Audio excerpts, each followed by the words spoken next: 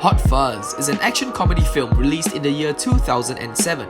It was directed by Edgar Wright and written by both Wright and Simon Pegg.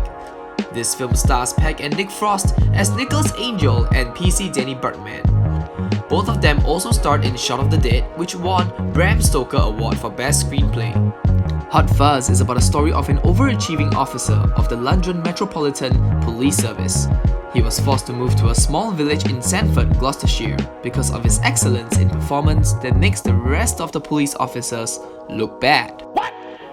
After he arrived, he missed the thrill and excitement of putting criminals behind bars, but is unable to adapt the safe and friendly crime-free village that Gloucestershire is.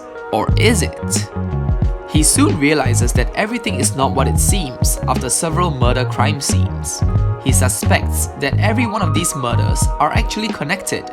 He then does his own research on the town during his free time. Along with Danny, they set off on an exciting bad cop adventure to save the village and protect it. In the end, they found out that the people behind the killings were actually... Today, I will be discussing the editing style of the film. It is edited by Chris Dickens, who also works very well with Edgar to make the visual storytelling of the film so unique.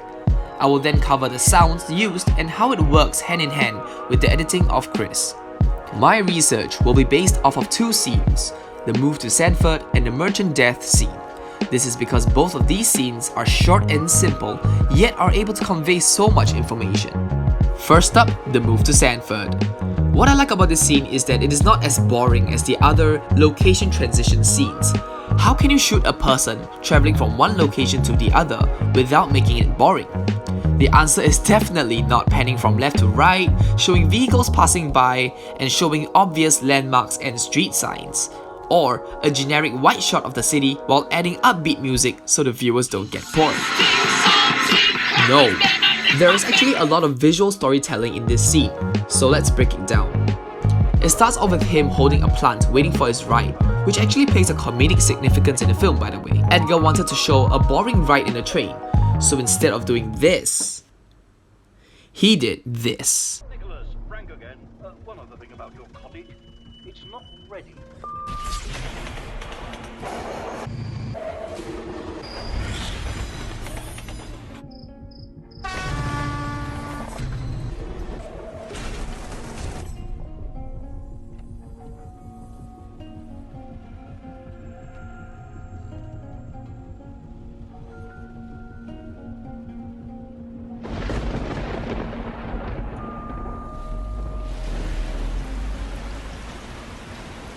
The editing consists of flashes from a close-up expressive shot to a medium shot showing more details of the location and setting, followed by a shot of him sitting down looking aimlessly out the window.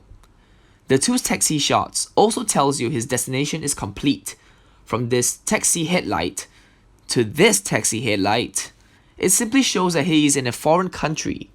Next, to show how much he dreaded the idea of moving, a scene of him missing his next train is done by cutting straight from day to night. Then, a series of fades were used to introduce the street signs to show his arrival.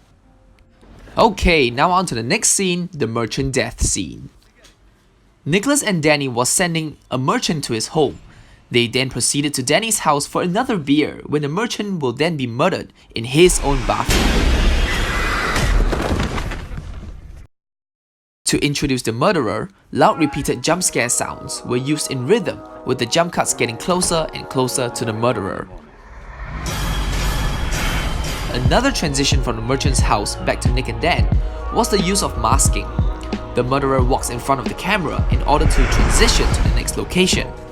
To make this moment more impactful, there was an overpowering whoosh sound effect that ties in with the passing by.